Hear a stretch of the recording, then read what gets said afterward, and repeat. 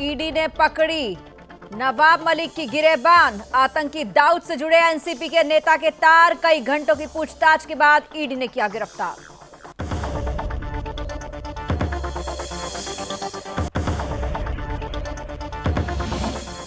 दिल्ली दंगों में मारे गए हिंदुओं की दूसरी बरसी आज। इस्लामिक भीड़ ने निर्मम तरीके से काटे थे हिंदू। सुदर्शन न्यूज पर देखिए दिल्ली दंगों की विशेष कवरेज आज रात 8 बजे।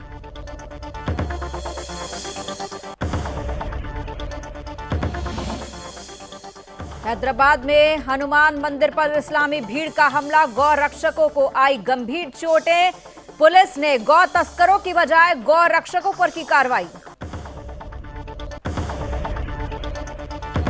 और यूपी में 3 बजे तक 49.89% मतदान। वहीं पीलीभीत ने 54.81% मतदान के साथ सबसे आगे। हरदोई में 46% मतदान।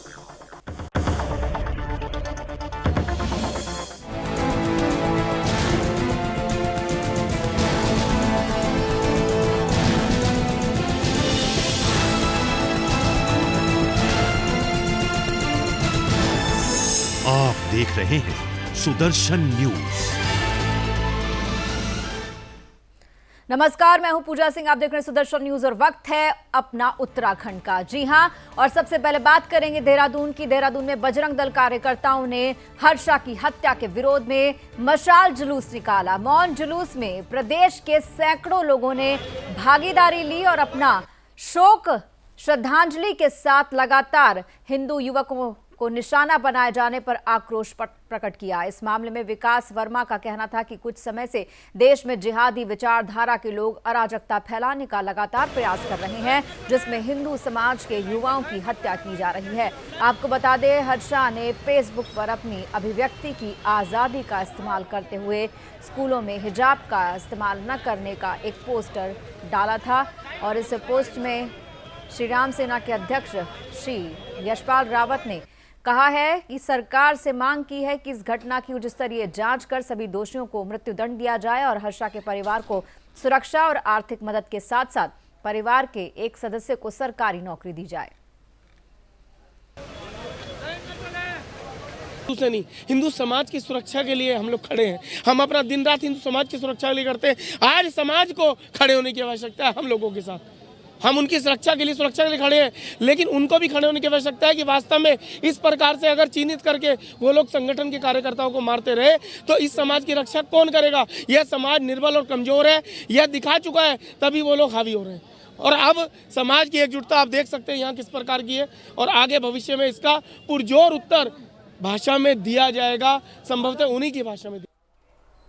बढ़ते आगे, कर्नाटक में बजरंग दल के कार्यकर्ता हर्षा की चाकुओं से गोद कर की गई हत्या के विरोध में बजरंग दल के कार्यकर्ताओं ने हरिद्वार सिटी मजिस्ट्रेट कार्यालय पर भी प्रदर्शन कर हत्यारों को फांसी की सजा दिए जाने की मांग की है। बजरंग दल के कार्यकर्ताओं ने हर्षा की चाकुओं से गोद कर हत्या की थी। उनसे हत्यारों को आतंकवादी घोषित करने की और फांसी देने की मांग की गई है। उन्होंने चेतावनी दी कि अगर उनकी मांग पूरी नहीं होती है तो बजरंग दल उग्र आंदोलन करेगा और हर्षा को न्याय दिलाने के लिए हर संभव कार्रवाई की जाएगी।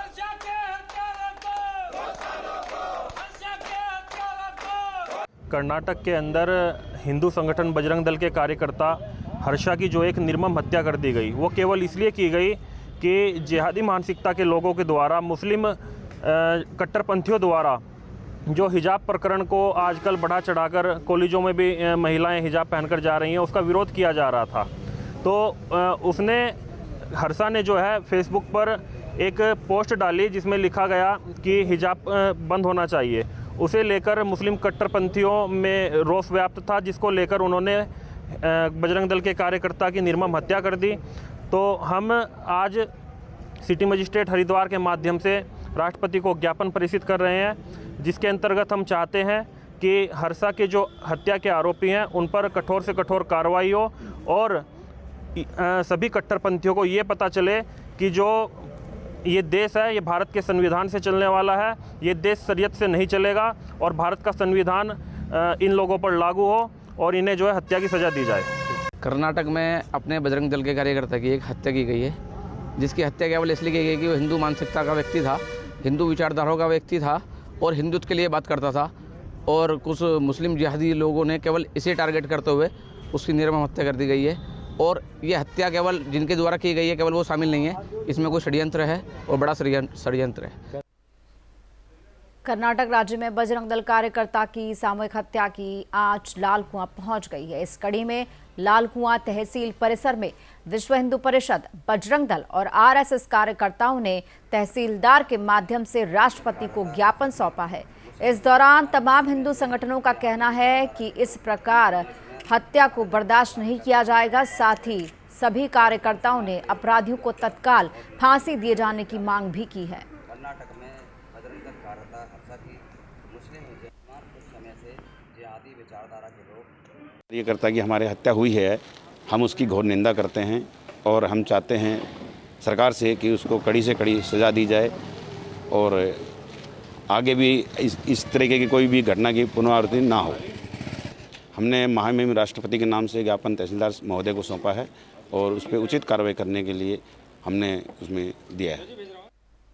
कलेक्ट्रेट परिसर के समीप अखिल भारतीय विद्यार्थी परिषद की पौड़ी इकाई ने तमिलनाडु में मृतक बालिका को न्याय दिलाने का हस्ताक्षर अभियान चलाया है। इस दौरान संगठन मंत्री शाश्वत खंडूरी ने कहा कि तमिलनाडु में जबरन धर्मांतरण के दबाव में लावण्या नामक छात्रा द्वारा आत्महत्या की गई। उन्होंने कहा कि छात्रा को न्याय दिलाने के लिए अखिल भारतीय विद्यार्थी परिषद द्वारा तमिलनाडु सरकार का पुतला दहन कर विरोध दर्ज कराएगी। छात्रा की आत्मा की शांति के लिए पौड़ी में कैंडल मार्च निकाला गया है। इस क्रम में हस्ताक्षर अभियान भी चलाया गया है। जब तक छात्रा को न्याय नहीं मिल जाता है तब तक अखिल भारतीय विद्यार्थी परिषद आंदोलनरत रहेगा।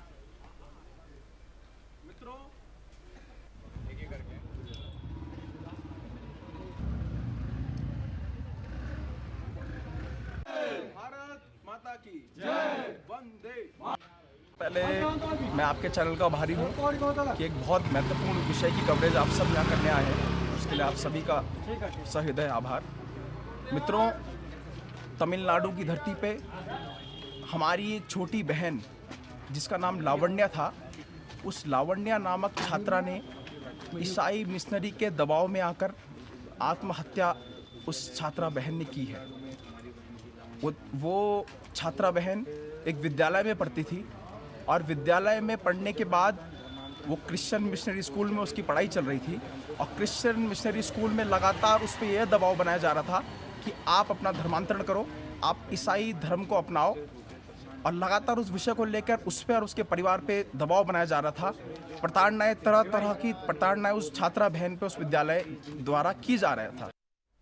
खबर लाल कुआं से है, जहां विधानसभा चुनाव के परिणाम आगामी 10 मार्च को घोषित होने जा रहे हैं। इससे पहले सभी राजनीतिक दल के नेता अपनी अपनी पार्टी की जीत का दावा करते हुए नजर आ रहे हैं। वहीं प्रदेश कांग्रेस सचिव रामबाबू मिश्रा ने प्रदेश में कांग्रेस पार्टी की जीत का दावा करते हुए कहा कि सूबे की जनता ने परिवर्तन के लिए वोट दिया है और कांग्रेस को करीब 48 से 50 सीटें मिलेंगी। उन्होंने कहा कि पूर्व मुख्यमंत्री हरीश रावत ही मुख्यमंत्री का चेहरा होंगे, जिसके बाद प्रदेश में विकास के नए आयाम स्थापित होंगे। उन्होंने बीजेपी की डबल इंजन सरकार को घेरते हुए कहा कि बीजेपी सरकार में पिछले 5 साल उत्तराखंड के लिए बहुत ही कष्ट वाले रहे हैं।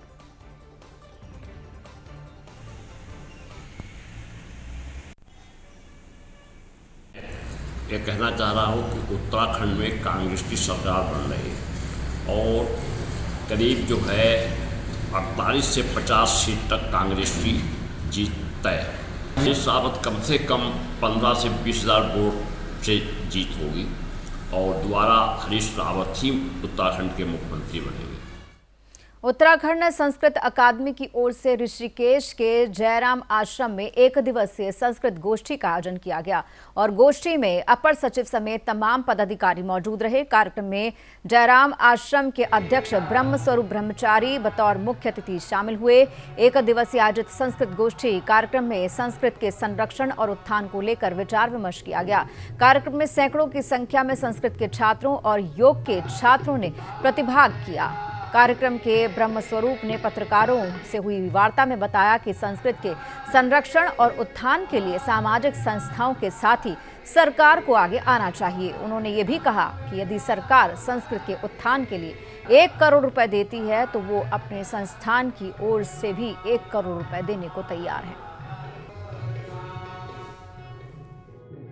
संस्कृत अकादमी उत्तराखंड द्वारा आज जयराम आश्रम ऋषिकेश में संस्कृत भाषा के प्रचार विस्तार के लिए संगोष्ठी है। इसमें सभी संस्कृत अकादमी के पदाधिकारी, संस्कृत विभाग के सभी पदाधिकारी यहाँ आए हुए हैं।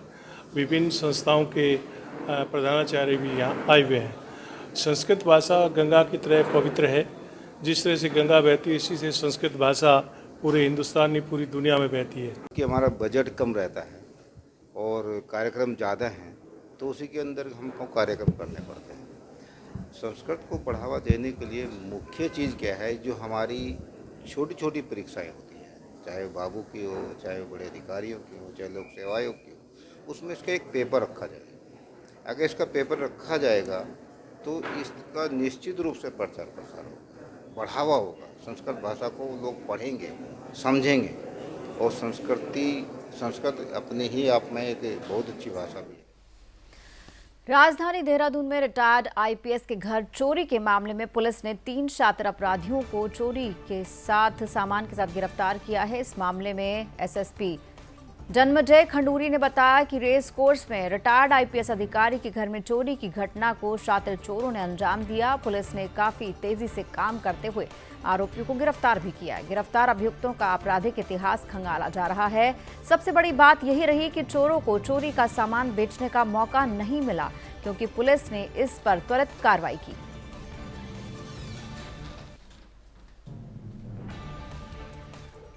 21 फरवरी की रात्रि एक रिटायर्ड आईपीएस ऑफिसर के घर से चोरी हुई थी। जब वो घर से बाहर थे तो इसमें हमारे द्वारा फिर टीमें गठित की गई, मुकदमा पंजीकृत किया गया और सुराग लिए गए। सुराग से हमें एक ऑल्टो कार का सुराग मिला। ऑल्टो कार का पीछा करते हुए फिर हम अभियुक्तों तक पहुंचे। ये 3 अभियुक्त हमारे द्वारा गिरफ्तार किए गए हैं और जिनसे माल रिकवर किया है। माल काफ़ी, मार्केट वैल्यू क्या है ये तो बाद में पता पड़ेगा, लेकिन काफ़ी माल इनसे बरामद हुआ है और 100% रिकवरी कही जा सकती है, क्योंकि इनको बेचने का भी मौका माल को मिला नहीं। तो पुलिस ने त्वरित कार्रवाई करते हुए इनको गिरफ्तार किया है।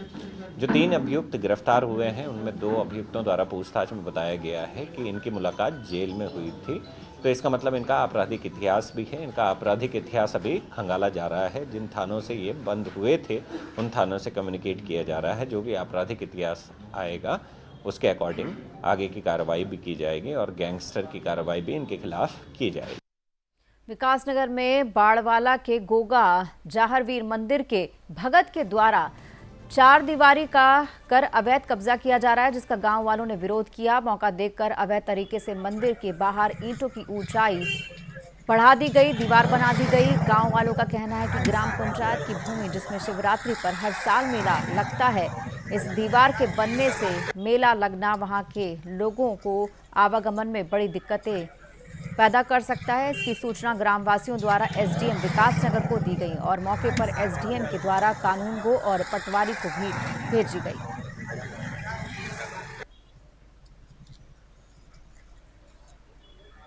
मैं आपको बताना चाहूँगा, हमारे यहाँ बाड़वाला में मेला ग्राउंड के किनारे की ओर मंदिर है। मंदिर पर कब्जा नहीं हुआ, उसमें जो 4 दीवारी करी गई वो अवैध है, जो कि काफ़ी समय पहले मंदिर बनाने के लिए समस्त ग्रामवासियों ने तय करके उनको एक किनारे पे जगह दी गई थी, परंतु उन्होंने 4 दीवारी का निर्माण कर दिया है। ये जो प्रकरण है, ये इस संबंध में 2 पक्ष यहाँ पे आए हुए थे और उनके द्वारा अपनी अपनी बातें यहाँ पे रखी गई थी। उसके पश्चात हमने जो नायब तहसीलदार विकासनगर हैं उनको इसमें अधिकृत किया था कि वो जाके मौके पे जांच करें कि प्रकरण क्या है और उसका क्या समाधान होना है, और उसी के क्रम में आज भी वो मौके पे गए हुए हैं और उसके बाद जो भी उनके द्वारा आख्या दी जाएगी आवश्यक कार्रवाई अपने स्तर से की जाएगी। जानकारी उस बारे में मैं आपको ये दे सकता हूँ कि जो हमारा गाँव वालों का जो गोगा पीर मंदिर है, ये पूर्व में हमारे जब प्रधान जी थे राजेंद्र सिंह पवार जी, जो 96 से और 2001 तक लगभग रहे हैं, तो उसमें सन 2000 के आसपास जो है ये मंदिर का निर्माण हुआ था गांव वालों के सहयोग से। समस्त गांव वालों ने इसमें सहयोग करा, जिसकी जैसी बन पाई रही थी, जितनी जिसकी हैसियत थी। किसी ने अनाज भी दिया, किसी ने पैसे भी दिए, किसी ने कुछ सामान भी दिया, रेता बजरी दी, ईंटें दी, ये सब दिया। और इससे बाहर जाकर के हमने विकास नगर पालिका, हरिपुर, कालसी से हमने चंदा एकत्रित करके सभी गाँव वालों का ये सहयोग से ये मंदिर बना है।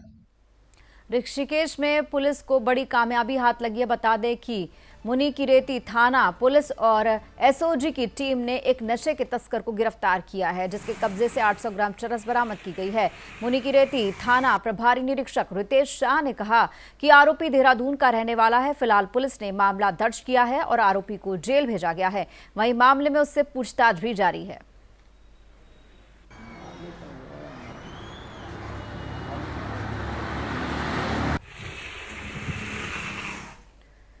उत्तराखंड के कोटद्वार में दर्दनाक हादसा हो गया। बता दें कि कोटद्वार से अपने स्कूल के लिए जा रहे शिक्षकों का वाहन खाई में गिर गया।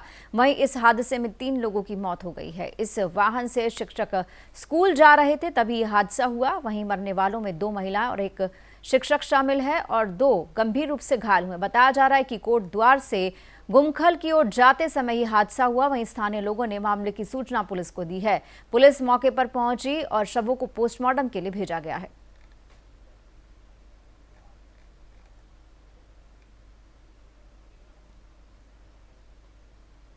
उत्तरकाशी में पुलिस प्रशासन को बड़ी कामयाबी हाथ लगी। बता दें, हिमालय क्षेत्रों में वन संपदा में चंदन की लकड़ी को अवैध तस्करी करते हुए पुलिस प्रशासन ने 2 व्यक्तियों को गिरफ्तार किया। बता दें कि पुलिस अधीक्षक ने जनपद में नशे का कारोबार करने पर पूरी तरीके से प्रतिबंध लगाया हुआ है। साथ ही साथ अन्य अवैध गतिविधियों की रोकथाम के लिए सभी क्षेत्र अधिकारी, थाना प्रभारी, चौकी प्रभारियों को सतर्क रहकर रूटीन चेकिंग के निर्देश भी दिए गए हैं।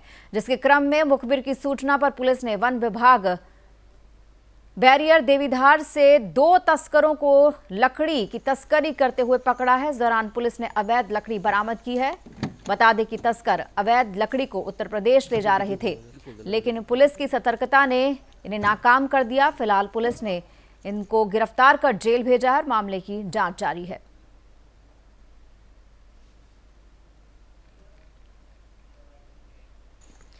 $15,000 फीट की ऊंचाई और माइनस तापमान में आईटीबीपी के जवान पहरा दे रहे हैं। एक दूसरे का सहारा बनकर आगे बढ़ते जवानों का एक वीडियो खूब वायरल हो रहा है।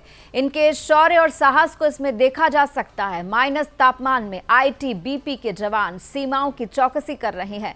कंधे पर हथियार और हाथों में डंडा लेकर आगे बढ़ रहे इन जवानों का एक वीडियो सामने आया है, जिसे देखने के बाद हर कोई इन जवानों के साहस को सलाम कर रहा है। जवानों के घुटनों तक बर्फ है और वो पूरी ताकत लगा के आगे बढ़ रहे हैं। आईटीबीपी के जवानों का ये वीडियो तेजी से फैल रहा है, जिसमें वे उत्तराखंड हिमालय के आसपास 0 से नीचे के तापमान में गश्त लगा रहे हैं। जवान 15,000 फीट की ऊंचाई पर पहरा दे रहे हैं। एक दूसरे के पीछे रस्सी का सहारा लेकर वो आगे बढ़ रहे हैं।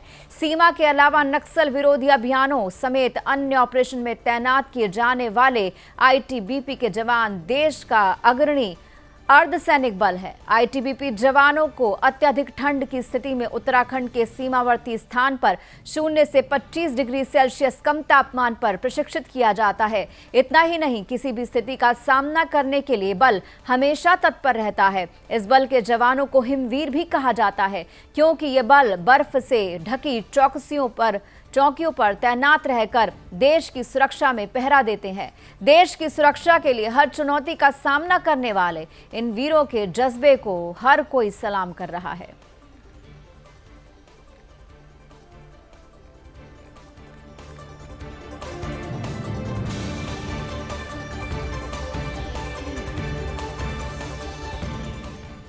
उत्तराखंड में विधानसभा चुनाव समाप्त होने के बाद लालकुआं नगर के व्यापारियों ने प्रांतीय उद्योग व्यापार मंडल के प्रदेश अध्यक्ष से जल्द नगर में व्यापार मंडल के चुनाव कराने की मांग की है। उन्होंने कहा, लालकुआं व्यापार मंडल इकाई का कार्यकाल पूरे हुए 1 साल से ज्यादा का समय हो चुका है। ऐसी स्थिति में व्यापार मंडल का चुनाव कराया जाना बेहद आवश्यक है, ताकि व्यापारियों में संगठन के प्रति विश्वास उत्पन्न हो। साथ ही उन्होंने कहा कि यहाँ के व्यापारी जल्द से जल्द लालकुआं व्यापार मंडल के चुनाव चाहते हैं, ताकि कारोबारियों की समस्याओं और मुद्दों को आने वाली नई सरकार के समक्ष उठाया जा सके।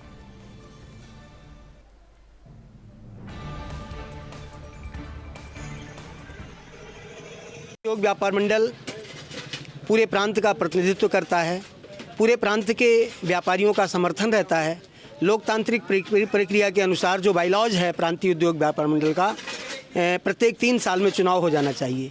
पहले ये समयावधि 2 वर्ष की थी, परंतु विचार विमर्श होने के बाद प्रांतीय मंत्रिमंडल ने यह तय किया कि 3 वर्ष में प्रांतीय उद्योग व्यापार मंडल के चुनाव प्रत्येक नगर और प्रत्येक बाज़ार में हो जाना चाहिए। परंतु इस बार 4 साल से अधिक का समय हो जाने इस कारण हो गया कि बीच में चुनाव भी थे, विधानसभा के चुनाव थे, बीच में 1-2 समस्याएं और कोरोना से संबंधित थीं, इस कारण से चुनाव नहीं हो पाए। तो मैं ये मानता हूँ कि बहुत जल्दी ये प्रक्रिया शुरू हो जाएगी। देखिए, जो प्रांतीय उद्योग व्यापार मंडल है उत्तराखंड में सक्रिय भूमिका निभाता है और हर व्यापारी वर्ग का ध्यान रखता है। और ऐसे देखा जा रहा है चुनाव तो सभी जगह हो चुके हैं, ऐसा लगता है लालकुआं में भी अभी लालकुआं में हुआ नहीं है, लेकिन जो यहाँ पे व्यापार मंडल के पदाधिकारी हैं, अध्यक्ष हैं, बहुत सक्रिय रहते हैं, व्यापारियों के हित में हमेशा काम करते रहते हैं और जहाँ भी आवश्यकता होती है व्यापार मंडल अध्यक्ष जी अपनी पूरी टीम को लेकर पहुँच जाते हैं। और अगर चुनाव होंगे तो होने ही चाहिए, समय से तो चुनाव होने ही चाहिए। ये अभी 2 सालों से जो कोरोना चल रहा है तो इसमें अब जो चुनाव वगैरह हो रहे हैं सब ऐसी एक निष्क्रिय टाइप के हो रहे हैं। तो जैसे समय बढ़ाया गया है, बहुत अच्छा है। व्यापार मंडल का चुनाव जो है व्यापारियों का है, एक संगठन है, संगठन के हिसाब से चुनाव होने ही चाहिए समय समय पर। लेकिन व्यापार मंडल लालकुआं का जो समय बढ़ाया गया और आगे बढ़ाया जाएगा तो और लालकुआं व्यवसायियों। बढ़ते आगे, उत्तरकाशी मुख्यालय के मातली क्षेत्र में ऑल वेदर रोड निर्माण के बीच डंपिंग जोन की आड़ में किसानों की 20 एकड़ भूमि और सिंचाई मलबे की भेंट चढ़ गई है। सड़क के मलबे से खेत और सिंचाई नहरें क्षतिग्रस्त होने से स्थानीय ग्रामीण परेशान है। इस संबंध में क्षेत्र के किसानों ने डीएम से मुलाकात कर समस्या के समाधान की मांग की है। डीएम को पत्र सौंपते हुए ग्रामीणों ने कहा कि संबंधित ठेकेदार ने ग्रामीणों को धोखे में रखते हुए डंपिंग जोन के लिए सरकार से अनुमति ली है और लगातार मलबा डाला जा रहा है। इससे उनके खेतों और कुलों को काफी नुकसान पहुंच रहा है। भविष्य में बरसात के समय खेतों के नष्ट होने की संभावना है। इसके साथ ही फसलें नष्ट हो रही हैं। डीएम से संबंधित ठेकेदार की डंपिंग जोन के परमिट को निरस्त करते हुए सिंचाई नहरों के पुनर्निर्माण और नष्ट फसलों का मुआवजा देने की मांग भी रखी गई है।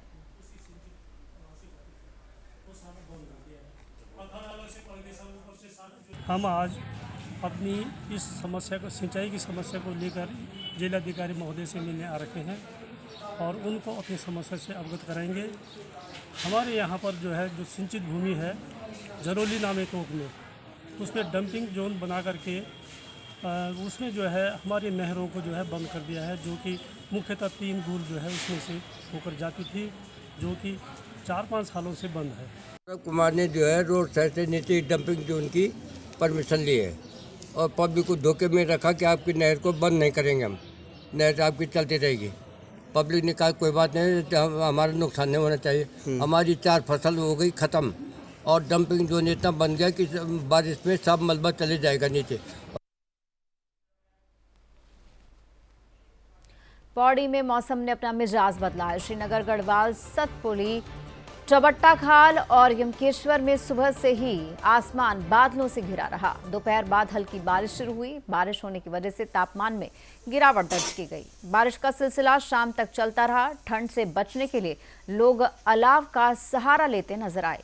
ओलावृष्टि से तापमान में गिरावट दर्ज की गई है। वहीं मौसम विभाग की बात करें तो ऊंचाई वाले पहाड़ी इलाकों में मौसम विभाग ने कहीं बारिश और कहीं बर्फबारी की संभावना भी जताई है।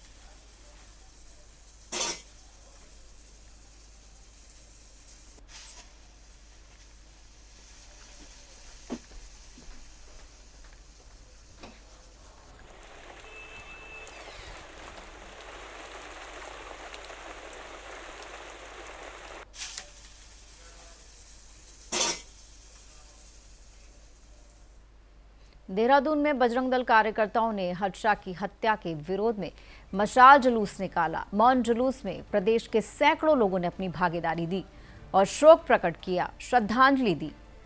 हिंदू युवकों को निशाना जिस तरीके से बनाया जा रहा है उस पर इन सभी ने अपना रोष प्रकट किया है। इस मामले में विकास वर्मा का कहना था कि कुछ समय से देश में जिहादी विचारधारा के लोग अराजकता फैलाने का प्रयास कर रहे हैं, जिसमें हिंदू समाज के युवाओं की हत्या की जा रही है। आपको बता दें कि हर्षा ने फेसबुक पर अपनी अभिव्यक्ति की आज़ादी का इस्तेमाल करते हुए स्कूलों में हिजाब का इस्तेमाल न करने को लेकर एक पोस्ट लिखा था और इसी पोस्ट का जो विरोध था ये बाकी संगठनों द्वारा किया गया और जिहादी मानसिकता वाले लोगों ने हर्षा की निर्मम हत्या कर दी। श्री राम सेना के अध्यक्ष श्री यशपाल रावत ने सरकार से मांग की है कि इस घटना की उच्च स्तरीय जांच कर सभी दोषियों को मृत्युदंड दिया जाए और हर्षा के परिवार के लिए उन्होंने सुरक्षा और आर्थिक मदद के साथ साथ परिवार के एक सदस्य को सरकारी नौकरी देने की मांग की है।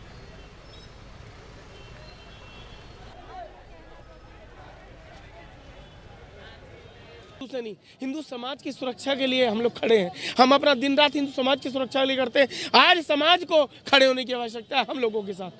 हम उनकी सुरक्षा के लिए खड़े हैं, लेकिन उनको भी खड़े होने की आवश्यकता है कि वास्तव में इस प्रकार से अगर चिन्हित करके वो लोग संगठन के कार्यकर्ताओं को मारते रहे तो इस समाज की रक्षा कौन करेगा। यह समाज निर्बल और कमजोर है, यह दिखा चुका है, तभी वो लोग हावी हो रहे हैं। और अब समाज की एकजुटता आप देख सकते हैं यहाँ किस प्रकार की है और आगे भविष्य में इसका पुरजोर उत्तर भाषा में दिया जाएगा, संभवतः उन्हीं की भाषा में। जानकारी के लिए बात करेंगे हमारे संवाददाता सुभाष से। सुभाष, आपसे जानना चाहेंगे पूरी खबर का अपडेट क्या है। हर्षा की हत्या जिस तरीके से जिहादी मानसिकता के लोगों द्वारा की गई है, कितना आक्रोश जो है इन संगठनों में देखने को मिल रहा है, इन छात्रों में, इन लोगों में देखने को मिल रहा है, क्योंकि जिस तरीके से लगातार मांग उठाई जा रही है कि जिन जिहादी मानसिकता के लोगों ने हर्षा की हत्या की है वो भी सिर्फ एक फेसबुक पोस्ट को लेकर के उन सभी को जो है फांसी की सजा देने की मांग की गई है और ये भी कहा गया है कि हर्षा के परिवार को जो है आर्थिक सहायता दी जाए, घर के एक सदस्य को सरकारी नौकरी दी जाए और साथ ही साथ परिवार को सुरक्षा मुहैया की जाए, क्योंकि जिस तरीके से लगातार हिंदुओं की हत्या हो रही है उसको लेकर के नाराजगी सभी में दिखाई दे रही है। जी पूजा, आपको बताना चाहूंगा कि जिस तरीके से कर्नाटक में बजरंग दल के जो कार्यकर्ता हर्षा है उसकी निर्मम हत्या की गई, तो उसके विरोध में जितने भी उत्तराखंड में जो बजरंग दल है या हिंदू संगठन के लोग हैं वो पूरी तरीके से विरोध में। जी सुभाष, बहुत बहुत धन्यवाद आपका इस बातचीत और जानकारी के लिए। और अपना उत्तराखंड में फिलहाल इतना ही, मुझे दीजिए इजाजत। जय हिंद।